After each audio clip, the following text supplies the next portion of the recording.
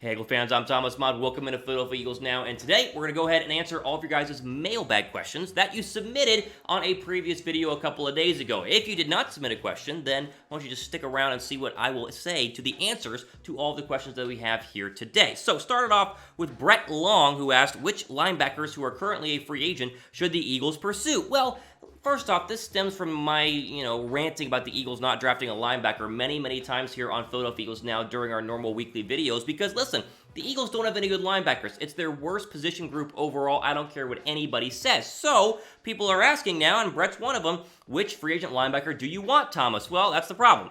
I don't want any of them because none of them look very good. Like, you can literally go on Google right now and search best free agent linebackers available. You'll get a list. There's like 20 to 30 free agent linebackers all under the age of 30.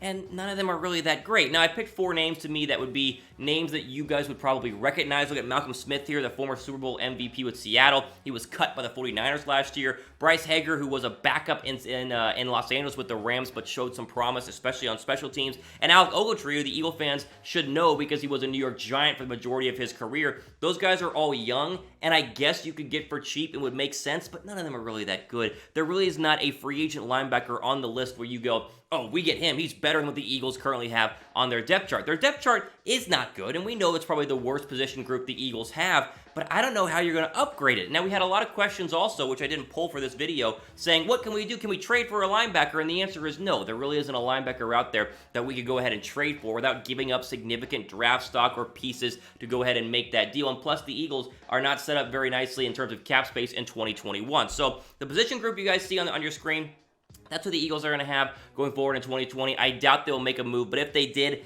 I guess one of these 4 guys would be a good choice for it. Although overall, again, it's a weak class right now in terms of what's left. It's the leftover crumbs on the free agent market right now for linebacker. Question for you guys here, though, because some people disagree that the linebacker core is the weakest core on the Eagles, the weakest position group on the Eagles. Let me know. Cornerback or linebacker, which is weaker? I think cornerback got way better this offseason, obviously with Darius Slay, moving Jalen Mills back to safety. Which is weaker, though? Let me know what you guys think in the comment section. All right, moving on. More questions here. Jackson Lorenz asked, how many receiving yards do you think Jalen Reagor will have in his rookie season? Okay, well, let's go back to what Reagor did in 2019 in terms of what he did at TCU. You see the numbers on your screen right now. Not that great, right? I mean, TCU didn't have any good quarterbacks, but this was the big knock on Reagor. The stats were not that good. Now, I think Jalen Reagor is going to be a great wide receiver and a very good one for Philadelphia early on, but as far as predicting what yards he can do, let's look at a guy like Deebo Samuel, who was a rookie last year in San Francisco, and look at his numbers. That is what you should expect, I think, from Jalen Reagor. Now, hopefully more touchdowns, because Deebo only had like 3 touchdowns overall in his 2019 campaign, but right about 50, 60 catches, right about 600, 700, 800 yards. He probably won't go over 1,000, and right about, I would think, 5 touchdowns. So, remember, rookie wide receivers very rarely come in and dominate their rookie year. Like, past 10 years, it was, I think, Odell Beckham Jr. was the only one who really balled out his rookie year. I'm sure there are other examples, but it's very rare for rookie wide receivers to figure things out early. So, in my opinion, Reagor will come in. He will make some impactful plays. He will have some explosive, down the field catches and scores, and it'll be great. But he's not going to have, 80 catches for 1,000 or 1,200 yards and 10 touchdowns. It's just not going to happen. So, I think a good place to put this is an over-under of 600. That'll be our question right here. Over-under 600 yards receiving for Jalen Reagor. I'm hoping it's over, but right about 600 or 700 is probably going to be more than likely for the Eagles wide receiver. Lil TK asked, how do you think Andre Dillard this season?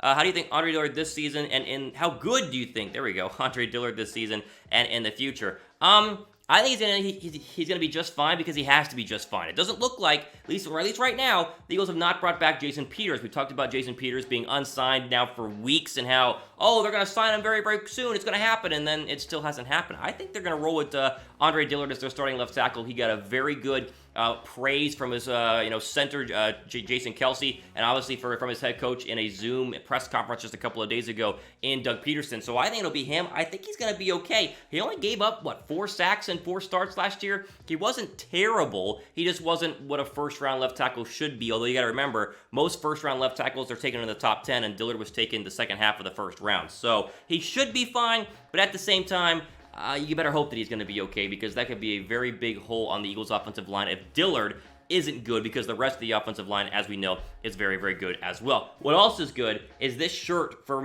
Chat Sports right now that we have on sale, I believe for $24. Chatsports.com/Eagles shirt. It's the Pennsylvania outline of the state with the Eagles logo inside of it. These have been selling like crazy, so we're going to throw up the deal for you guys one more time here. Chatsports.com/Eagles shirt, the place to go ahead and pick this one up. You see it on your screen right now. The link is also conveniently placed in the description box for you guys to go ahead and jump on that deal right now.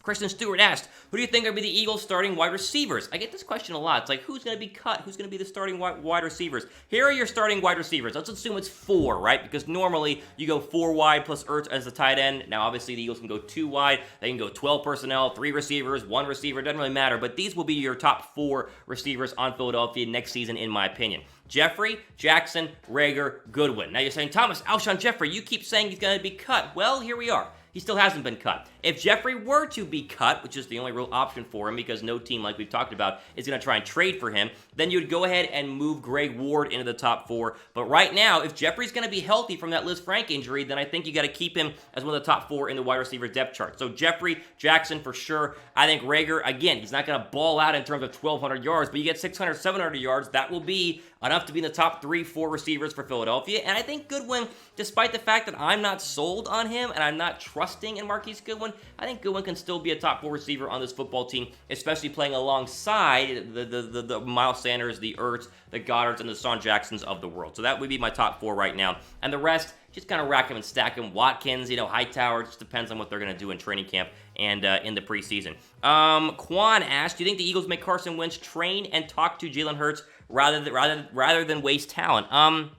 Yeah, absolutely. Like, you think Carson Wentz just not going to say anything to Jalen Hurts? Is he just going to ignore Jalen Hurts completely? No, Carson Wentz is a good guy. He's already said he's excited to have Jalen Hurts alongside him. And yes, he's going to help him. I guarantee you that it will not be a situation where Carson Wentz is like, nope, I hate Jalen Hurts. We're not going to talk to him. We're going to completely ignore him. No help, no film help, nothing. They're going to be in a quarterback room together. They're going to take every single snap side by side. They will become friends. And for everything we've heard, Jalen Hurts is as good of a character as Carson Wentz is, as good of a guy as Carson Wentz is. They're going to bond. They're going to be just fine. And plus, Jalen Hurts is not going to threaten to take Carson Wentz's starting job. Wentz knows he is safe and secure. He balled out last year. He's going to ball it out in 2020, so overall, not a big deal. But yeah, Carson's a good guy. He's going to help and talk and train Jalen Hurts as much as he does for Nate Sudfeld, Josh McCown, and the rest of the backups the Eagles, of course, had in the past. Now, we just hit 10,000 subs. I know a lot of you guys are congratulating the channel here for hitting 10,000 subscribers. I appreciate each and every one of you, but once you go ahead and reach one top of a mountain, you want to keep going. So how about 11,000 subs? If you guys have not subscribed to Philadelphia Eagles Now, go ahead and click the red subscribe button down below. It would let you be notified whenever we drop new videos, and we would greatly appreciate it at the same time. So go ahead and click that for me right now. Supreme Banana asks, how would you rate the wide receivers that were taken in the first round in terms of total yards? It's kind of an interesting question here, because obviously there were a lot of wide receivers taken in the first round. I think there were 5 or 6. It might have been 6. I can't remember who was taken toward the latter part of the first round. Rank them in terms of total yards in 2020. I think that you'd still have to rank them not just in total yards, but in how good I think that they all were, and my list remains the same. I think CeeDee Lamb was the best receiver, and that means CeeDee Lamb, yes, even being a Dallas Cowboy, should have the most yards. I think Jerry Jeudy was number 2, and Jeudy goes into a great offense in what they're building in Denver right now. They have running backs, they have Drew Lock second year, they have good wide receivers. I think he's number 2. I like Justin Jefferson over Jalen Reagor. I still like Justin Jefferson over Jalen Reagor, despite the fact that I understand why they did Reagor, but I'll put Justin Jefferson there at 3. So that's going to be a high-powered offense, obviously in Minnesota. And Henry Ruggs was still one of the best 4 receivers before Jalen Reagor was taken. He was the first receiver taken by the Oakland Raiders there in the early teens, and so he would be number 4. Guys, here's the deal with wide receivers their rookie year. We talk about it. They do not ball out. Very rarely does a rookie wide receiver, 80 catches, 1,100 yards, and 10 touchdowns. It just doesn't happen. So all these guys, you can move them one down. Maybe Reagor has more, maybe this guy has more, but these were my top 4 overall. And if you're wondering where I had Jalen Reagor, I had him just outside the top 4, probably there at number 5 or number 6, depending on how high you are on T. Higgins. So I have no idea, but I'll ask you guys anyway. Which rookie wide receiver will have the best season? Let me know in the comments section down below. Out of all of them, any rookie wide receiver, first round, second round, third round, who will have the best year in your guys' opinion? Let me know. How many more? Well, we'll go ahead and do one more. Running out of time here. Dylan Duncan asks, where do you rank our D-line? I guess he's asking in terms of the overall National Football League. You know what? I'll go and give you my D-line rankings. How about this? 49ers are 1. You cannot debate the fact that 49ers have the best defensive line in the entire National Football League. They have Bosa, they have Armstead, they have Kinlaw, they have Ford, and they have some decent backups at depth as well. To me, Philadelphia is 2, though, because I'm so high on Malik Jackson. Malik Jackson makes the Eagles a top 3, top 4, top 5 defensive line. Now, Cox is great.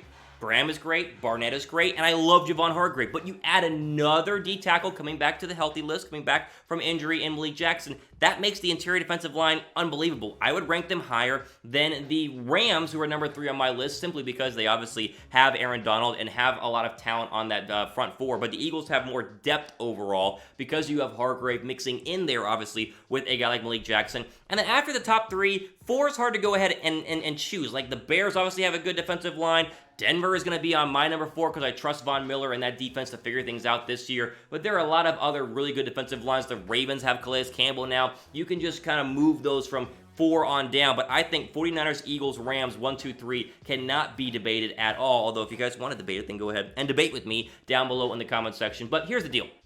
Rankings aside, the Eagles will have one of the best defensive lines in the entire National Football League, and their secondary will be top 15 in the league. Now, it's not going to be top 5, but the secondary is going to be top 15 in the entire National Football League. It all depends on the linebacker core and how good they can be, despite the lack of talent we've talked about here time and time again on Philadelphia Eagles Now. There you guys go. Probably tired of me talking about linebackers, but we're going to do it because you guys keep asking the questions, so we got to keep going on here on Philadelphia Eagles Now. All the time we have for today. For Chat Sports, I'm Thomas Mott, signing off. Enjoy the rest of your day.